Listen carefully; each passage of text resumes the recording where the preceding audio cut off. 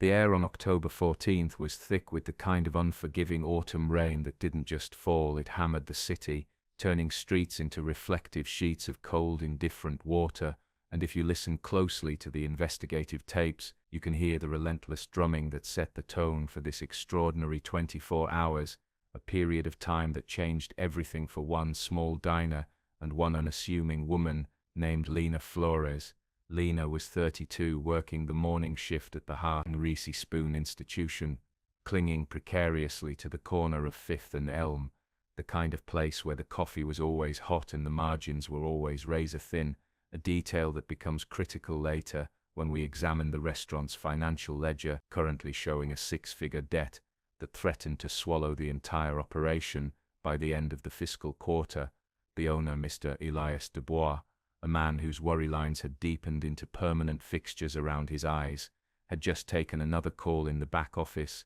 a muffled argument about overdue property taxes, and the atmosphere, even beneath the smell of frying bacon, was heavy with impending failure, a truth Lena tried to ignore as she meticulously wiped down the perpetually sticky counter, her mind running a grim tally of her own bills, and the rent check that was now officially 3 days late. It was exactly 8:17 a.m. when the door chimed, not with the usual rush of blue-collar regulars, but with a solitary figure who broke the rhythm of the day, a man who stepped out of the torrential downpour and seemed to bring the silence of the storm inside with him, a man whose presence, when later analyzed, felt like an event in itself. He was tall, dressed in a bespoke dark wool suit that was now completely saturated, water sheeting off the expensive fabric, carrying no briefcase, no cell phone, and most importantly, no umbrella, a strange omission for someone who looked like he could afford an entire store dedicated to specialized rain gear.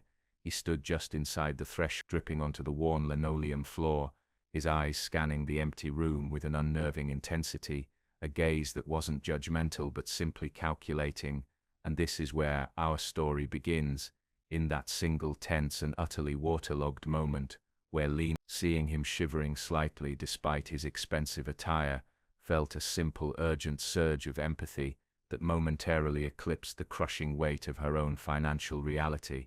Take a look at the timestamp, 8:17 a.m., October 14th, the moment the universe decided to intervene in the fate of the heart. The stranger didn't move toward a booth or a table. Instead, he settled onto a stool at the far end of the counter, the one closest to the large window where the rain was currently fighting a losing battle against the glass, and he simply ordered a black coffee, his voice low and gravelly, carrying the faint accent of old money and private education. Lena poured the coffee, placing it down with the practiced efficiency of someone who had learned that motion was the only way to outrun her thoughts. And for a few minutes, the only sound in the diner was the drip of his wet suit and the hiss of the coffee machine, a brief, deceptive calm before the coming storm. But the small, polite exchange was incomplete. The man was checking his watch, a discreet, expensive piece that flashed briefly under the fluorescent lights, and he looked genuinely distressed, not by the quality of the coffee, but by the fact that he was demonstrably stranded, marooned inside this small, struggling diner, utterly unable to take the next critical step of his journey because of the weather's sudden ferocity. "I apologize for the mess," he murmured, pulling a few crumpled bills from an inner pocket. "I need to be 3 blocks from here in 10 minutes, and frankly, I didn't anticipate this deluge. My driver is stuck halfway across the city due to flooding, and I cannot be late for this particular appointment." Lena paused, already halfway to the kitchen, to pick up a food order for the only other customer, and she saw the man's genuine, almost desperate predicament, a bizarre situation where a person of obvious immense wealth was entirely stymied by something as basic as a downpour, a moment that highlighted the unexpected fragility of power. Her eyes drifted to the slightly tattered canvas umbrella hanging on the coat rack near the door, a cheap yellowing accessory she had owned for 3 years, and which represented her only defense against the daily commute from the far side of the city. Distance. She walked because she couldn't afford the bus fare after the rent payment had bounced, but the decision was instantaneous, driven by the simple, immediate impulse of human kindness she had learned from her grandmother, an impulse she couldn't silence even when her own survival was on the line. She walked over, grabbed the worn umbrella and placed it on the counter, gently pushing it towards the stranger. "Take mine," she said, the words surprising even herself. "I don't need it until the end of my shift, and it looks like you need to make an important meeting." The man looked up, genuinely startled, and an expression crossed his face that wasn't gratitude or relief, but pure, unadulterated shock, a look that in a split second conveyed that no one in his world ever offered a commodity for free, let alone a necessity, to a complete stranger. He thanked her, a quick, precise acknowledgement, took the humble umbrella and disappeared back into the hammering rain, leaving behind not just the crumpled bills for the coffee, but a significant, folded $100 bill beneath the empty mug. A small act of reciprocity that would soon be dwarfed by the sheer scale of the events set to unfold in the next 24 hours, leaving us with the open loop. Why did a man who needed to be at a critical meeting 3 blocks away stop first for a coffee? And what was the true nature of that appointment?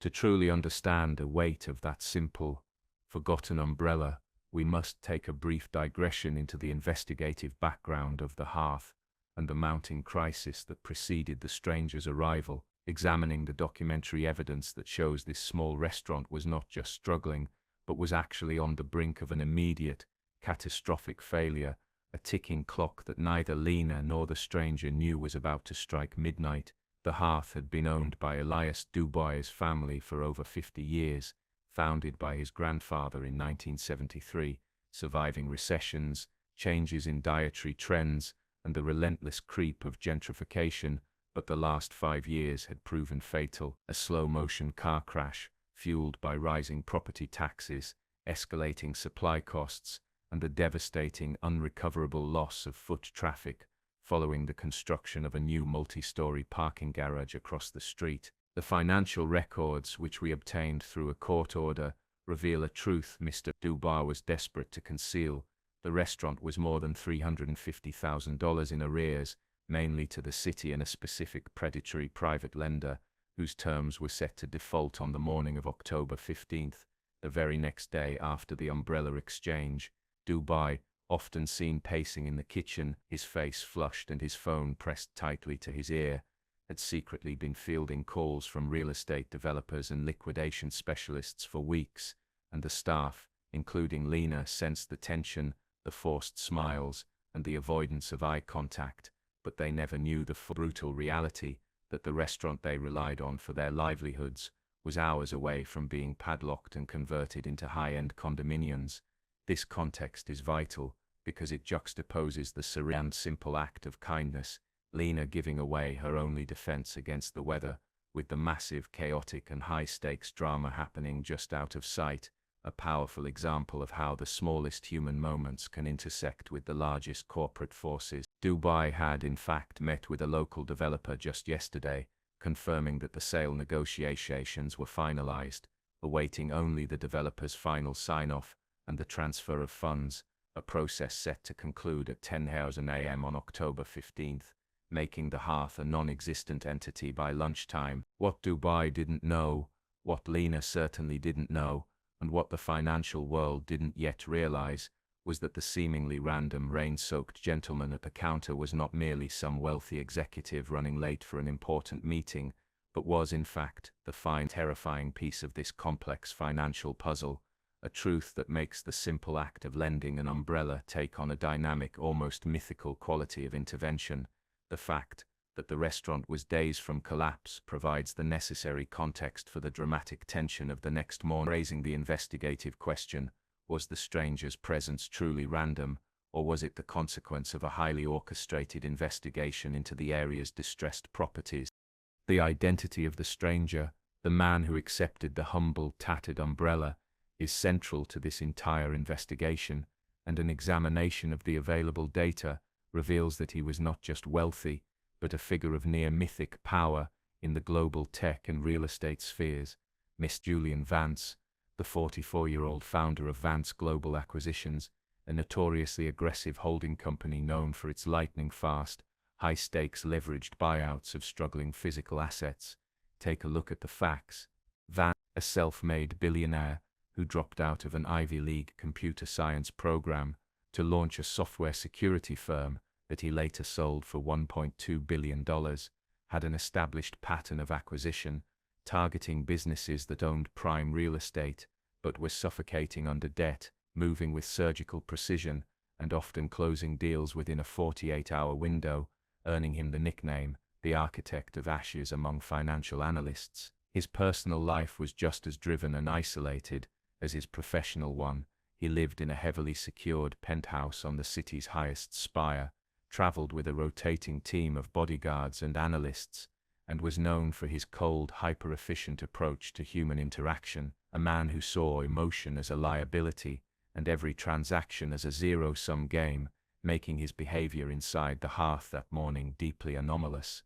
This context of his ruthless, calculated demeanor throws the image of him standing alone, soaking wet, and genuinely distressed by a simple rainstorm into sharp relief, and a deeper dive into the logistics of his schedule on October 14th shows that his initial cover story was in fact partially true. He did have a meeting 3 blocks away at 8:30 a.m., but it was not a meeting to attend an acquisition, but a fine closed-door strategy session to launch a hostile takeover of a rival tech firm whose headquarters were strategically located downtown, a deal worth $500 million that required his absolute timely presence. Julian Vance, the ruthless dealmaker, had stepped out for a moment of cold, clear air, seeking a moment of solitary focus, only to be caught completely off guard by the weather, finding himself temporarily powerless, a juxtaposition of extreme wealth and unexpected vulnerability, which is why the offering of Lena's umbrella struck him with such force.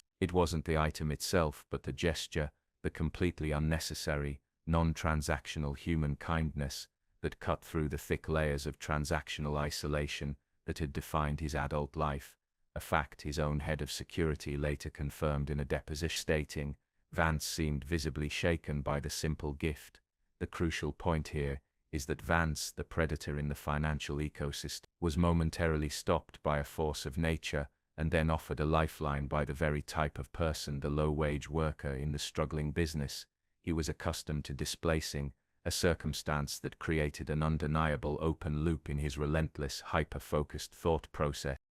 The morning of October 15th dawned clear and deceptively calm, a bright, crisp fall day that stood in stark contrast to the previous day's deluge, but beneath the ordinary routine of the city, the invisible gears of high finance were already grinding toward their pre-scheduled, dramatic conclusion, and the hearth was exactly 2 hours away from the finalization of its sale and imminent closure. Lena arrived slightly late for her shift, her anxiety a low, constant thrum in the back of her mind, still running on the high of the unexpected 100 which she had immediately earmarked for her overdue electricity bill, and she felt a small, fleeting regret about the missing umbrella, now hoping the man had at least found shelter. The atmosphere inside the diner was thick with a strange mixture of hope and fear. Mr. Dubois was unusually jovial, almost manic, pacing the small kitchen while humming a tune, clearly relieved that the painful months-long process of selling his family's legacy was finally coming to an end, a fact the staff interpreted as a good sign, failing to realize his relief stemmed from escaping financial ruin, not from securing the restaurant's future. It was 9:45 a.m. when the first sign that something extraordinary was happening occurred, a deviation from the regular morning noise that instantly drew the eyes of everyone in the room to the street. A sleek black armored SUV, an unmistakable status symbol of executive power and high-level security, pulled up directly in front of the diner, ignoring the usual parking restrictions. 2 identically dressed men in dark suits immediately exited the vehicle, taking up positions by the entrance, communicating silently via earpieces, their demeanor projecting an aura of serious, controlled professionalism, causing the few existing customers to immediately cease their conversations and turn to stare. The scene looking less like a diner opening and more like the arrival of a presidential motorcade. Lena felt a knot tighten in her stomach, instinctively knowing that this was not a social visit, perhaps thinking it was a health inspector or worse, a tax official. Preparing herself for the inevitable bureaucratic fight, her mind still operating within the mundane, familiar scope of local authority and daily struggle. But then, a moment later, the SUV's rear door opened and the third figure stepped out, and in the bright morning light, his suit now perfectly pressed and dry, she recognized the man from yesterday, the same man who had been caught so entirely off guard by the rain, the same man who now carried no umbrella but who walked with an unmistakable, overwhelming sense of singular purpose, followed closely by three more figures, carrying briefcases that looked far too large and heavy for a simple breakfast meeting. Julian Vance, the architect of Ashes, was back at the hearth, but this time he wasn't there for the coffee, and as he walked across the linoleum floor, every eye fixed on him, it became terrifyingly clear that the important appointment he had mentioned yesterday had not been 3 blocks away at all, but was in fact happening right here, right now, in the very place where a waitress had shown him a moment of unexpected grace.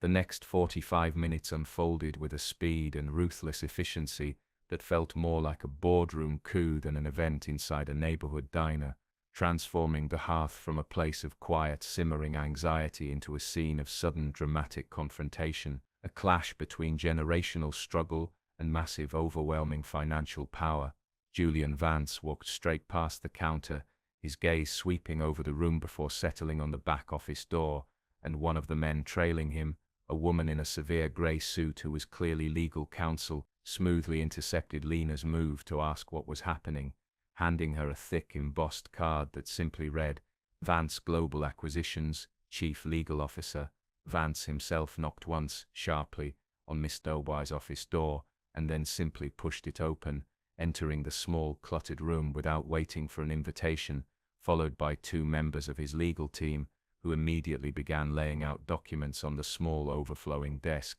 a clear sign that the time for discussion was over. The staff and the remaining customers watched in stunned silence, their confusion turning to open panic when they heard the immediate, loud and aggressive sound of Mr. Doboy's voice, a man driven to a point of pure defensive rage, shouting, "You can't just walk in here. I have a contract with another group." This is where the informational digression from Part 3 becomes critical. Doboy was indeed set to close the deal with a local developer at 10,000 a.m., but Vance Global Acquisitions had moved with predatory speed, leveraging their massive financial liquidity to acquire the debt note held by the private lender, effectively seizing control of the hearth's future ownership at 9,000, a classic corporate maneuver known as a loan-to-own strategy that rendered the developer's bid entirely meaningless. Vance's voice, calm and cutting through Doboy's fury, finally emerged from the office. "Mr. Doboy, the contract is now between the Hearth and Vance Global Acquisition. We have paid the defaulted debt,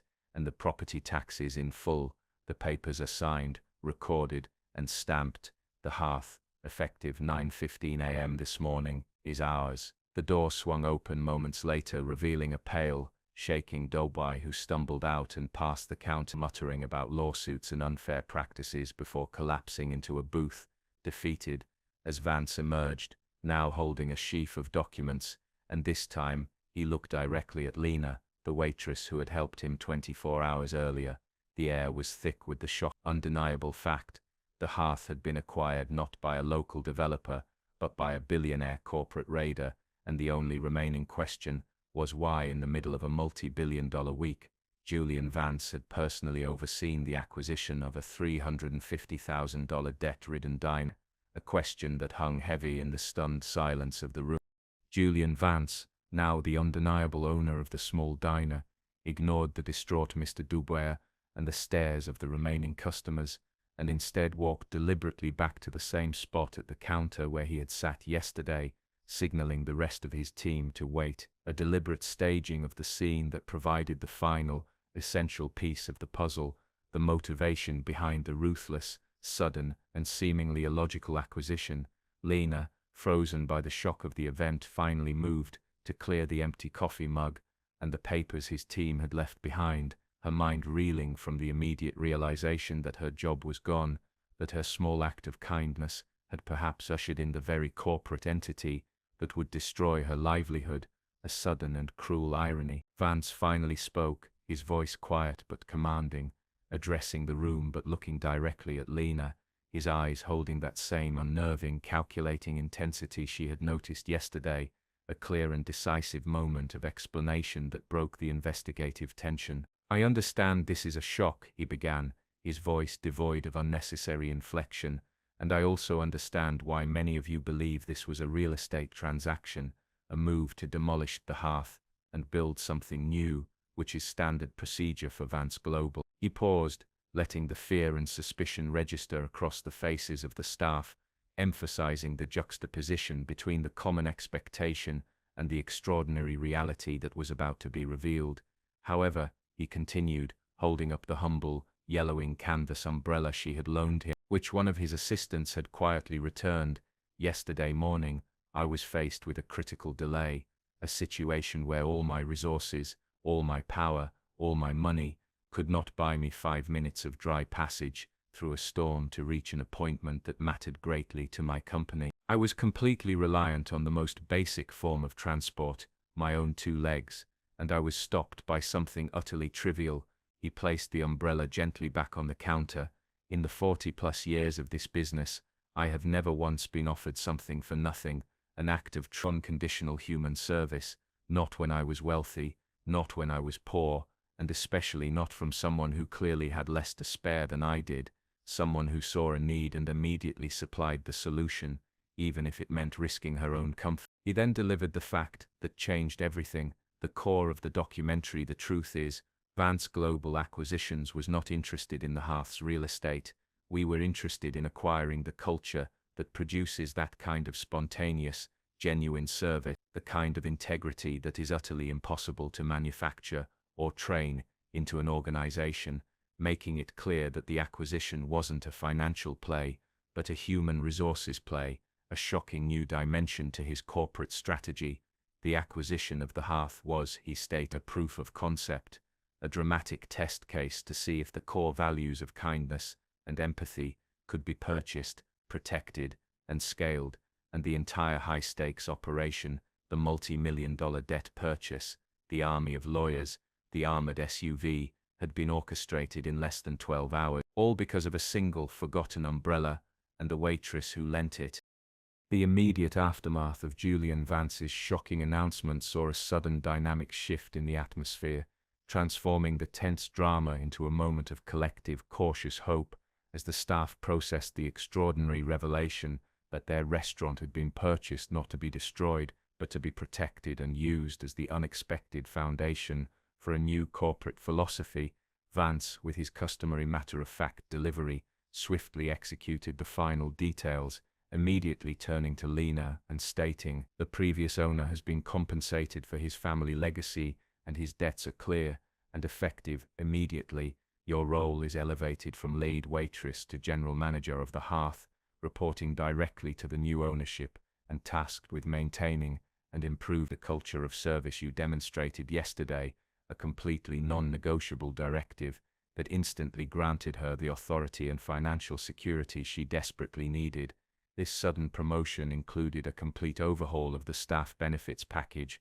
including full health care, and a new significantly increased salary structure for every single existing employee, ensuring that the integrity Vance sought to preserve was rewarded and made sustainable, a clear repudiation of the low-wage structure that had nearly destroyed the business in the first place. The rest of the day was a controlled whirlwind. Vance's team finalized the transfer of all assets, implemented a new point-of-sale system, and dispatched a team of architects to conduct a swift, non-invasive assessment, not for demolition, but for restoration, ensuring the classic aesthetic of the hearth remained entirely intact. Vance himself left precisely at 11 walking out with the same focused stride, but this time he carried no umbrella, having secured something far more valuable than protection from the rain, a blueprint for genuine human capital, leaving behind a stunned but resilient team, led by Lena, whose first official act as general manager was to order a dozen brand new high-quality umbrellas for the customer.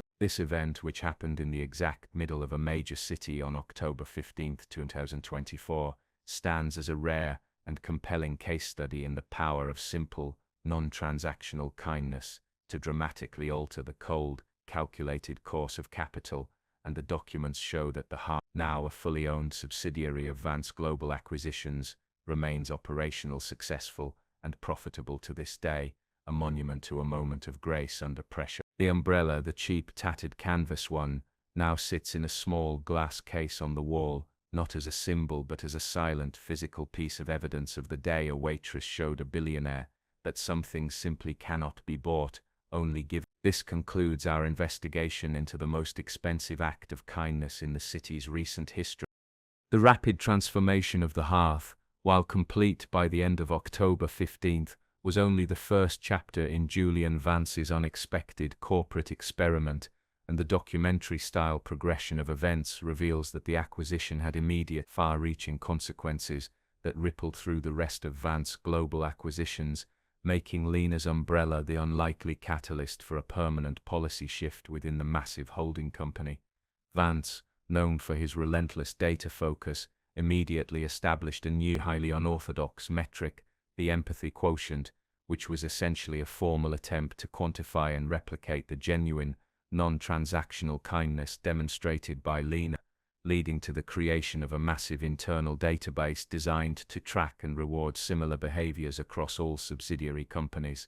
The move baffled Wall Street analysts who saw the purchase of a diner and the implementation of subjective metrics as an unforgivable distraction from core profit motives, and the stock of Vance Global Acquisitions actually dipped slightly in the following week, a brief period of market tension where investors questioned the sanity of the architect of ashes. However, Vance's counter-strategy was simple and characteristically data-driven. He used the hearth as a direct training model, flying in managers from his very unrelated companies, from real estate firms to software divisions, to spend a week observing the daily operations under Lena's new leadership, forcing them to confront the reality that genuine human engagement led directly to greater customer loyalty and lower employee turnover, facts that eventually proved to be undeniable. Lena, now fully settled into her role as general manager, used her new authority to formalize the positive culture, implementing a no-questions-asked policy for small customer favors, empowering her staff to offer extra coffee, small meal adjustments, and minor assistance without bureaucratic approval, directly embodying Vance's goal of scaling spontaneous generosity. The investigative records show that within 6 months, employee retention across Vance Global's portfolio companies, particularly those involved in customer service, had improved by nearly 20%, a massive savings in recruitment and training costs that far outstripped the initial investment in the hearth, proving Vance's thesis that kindness, when protected and nurtured, could be the most valuable asset of all. This shift was a direct result of Vance's realization in the reign that efficiency is meaningless without human connection, a lesson taught to him by a waitress, and the financial outcome was undeniable, transforming a philanthropic anomaly into a successful if radical business model. The success of the empathy quotient experiment at the hearth quickly became an open secret within the hyper-competitive world of corporate strategy, and the documentary evidence reveals that this unassuming diner became a mandatory, off-the-books pilgrimage site for other venture capitalists and CEOs attempting to reverse-engineer Julian Vance's unusual success, leading to an entirely new kind of economic tourism on the corner of Fifth and Elm. These corporate observers, often arriving in the same sleek black SUVs that had marked Vance's initial takeover, would sit in the same booth as the now-departed Mr. Daubois, ordering coffee and meticulously studying Lena's management style, attempting to find the quantifiable metric, the secret formula that could transform a simple act of service into a multi-million-dollar asset, and most of them, we now know, missed the point entirely. They would take notes on the speed of the service or the price of the pancakes, failing to grasp the crucial fact that the acquisition had nothing to do with food cost and everything to do with authentic, uncalculated human response, the kind of response that cannot be written into a corporate handbook. Lena, who found the sudden attention both strange and slightly amusing, continued to run the diner with the same commitment to her staff and customers, ensuring the hearth remained a place of comfort and reliable routine, shielded from the chaos of high finance by Vance's protective ownership, and she used her new position to mentor young staff members, emphasizing that genuine care for the customer was the true differentiator, not a scripted corporate line. The biggest impact, however, was on Julian Vance himself, the man who had long defined himself by his ruthless efficiency. Internal communications show a subtle but undeniable change in his professional tone, moving from purely transactional language to language that acknowledged the importance of organizational welfare, shifting his focus from purely external conquest to internal optimization, a personal transformation rooted entirely in that moment of rain-soaked vulnerability. He began to make unscheduled, low-key visits to the hearth, always alone, always sitting at the counter, always ordering black coffee, often leaving a substantial tip, a private ritual that seemed to ground him in the reality his wealth often obscured, a constant, tangible reminder of the day his life and business strategy were fundamentally altered. The legal documents confirm that a new wing of Vance Global Acquisitions was established specifically for the acquisition and maintenance of small, culturally exceptional businesses like the Hearth, with the explicit goal of preserving their inherent community value. A significant pivot from his previous history of liquidation and real estate flipping, proving that the exchange of a single umbrella had not just saved a diner but had in fact changed the entire trajectory of a corporate empire, all driven by the desire to recapture a moment of pure human grace. The final analysis of this extraordinary 24-hour period focuses on the lasting legacy of the transaction, moving beyond the immediate shock and the initial financial pivot, to examine how the story of the waitress, the stranger, and the umbrella permanently altered the narrative of the local business community and the perception of corporate conduct, creating a ripple effect that went far beyond the diner's four walls. The local developer who had been minutes away from buying and bulldozing the Hearth, the one who was outmaneuvered by Vance's aggressive loan-to-own strategy, filed an immediate, aggressive lawsuit alleging illegal interference, a legal battle that dominated the city's real estate news for months, but which ultimately failed when Vance's legal team demonstrated that the acquisition was entirely debt-driven and compliant with all relevant corporate law, confirming once again the decisive, surgical precision of Vance Global. The failed lawsuit, however, served an important public purpose. It cemented the local understanding that Vance had intentionally saved the diner from a less desirable fate, positioning the Hearth not merely as a successful business, but as a local monument to community resistance against predatory gentrification, a powerful protective narrative that drew consistent, loyal patronage, making the business more successful than it had been in decades. Mr. Dubois, now freed from the crushing weight of his debt and having received a generous severance for the transfer of the family name and branding, retreated quietly from the city, his complicated legacy now tied to both his failure to save the diner and the extraordinary manner in which it was ultimately preserved by an outsider. Lena, now the highest-paid general manager in the small business sector of the district, used her platform to champion local community initiatives, leveraging her story to secure funding and attention for other struggling independent operations, effectively turning the saved diner into an incubator and a symbol of hope for other small businesses facing similar pressures. Crucially, the simple act of lending the umbrella, which had been performed without any expectation of return, became the ultimate example of the investment thesis that genuine human value, while often undervalued in a purely financial calculation, can yield returns in loyalty, morale, and reputation that vastly exceed the most aggressive projections, a fact that Vance Global Acquisitions now actively includes in its annual shareholder report. The story, now fully integrated into the fabric of the community, provides a powerful and specific case study in how small acts of vulnerability and kindness can, in the right moment, disarm the most powerful forces of industry and change the course of capital itself. The investigation concludes by reviewing the long-term data points, showing that the Hearth is not just surviving but thriving, a beacon of Vance Global's new, empathy-driven model, 5 years after the initial dramatic 24-hour period, and the lasting impact is now less about the transaction and more about the philosophy it introduced into the corporate ecosystem. Lena, who remains the general manager, has evolved into a key consultant within the Vance Global organization, occasionally speaking to high-level executives about the practical application of the empathy quotient, her plain-spoken, genuine approach serving as a powerful counterbalance to the theoretical strategies often discussed in the boardroom, proving that the most valuable business insights can often be found on the floor of a struggling diner, the diner itself having been subtly updated with better equipment, but retaining its essential worn character, now features a small framed photo of the umbrella,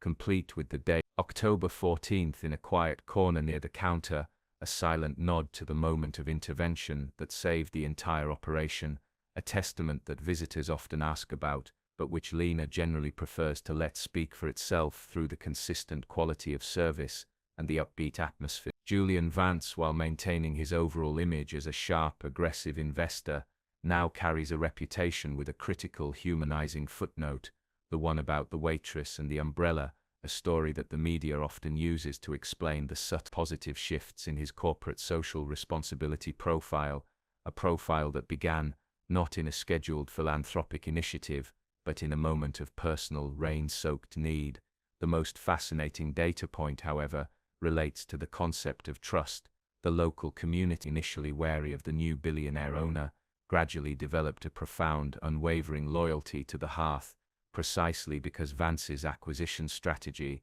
was so publicly non-transactional in its goal, demonstrating that authentic intent, even when delivered through aggressive corporate channels, earns more enduring consumer trust than years of standard marketing campaigns. The Hearth's story, from its impending failure to its salvation by an act of kindness, remains a definitive example that illustrates how the small, often overlooked moments of human connection hold a power that financial spreadsheets consistently fail to capture, a reality that Julian Vance learned the hard way in the middle of a torrential downpour, ultimately concluding that the best acquisitions are those you simply cannot calculate.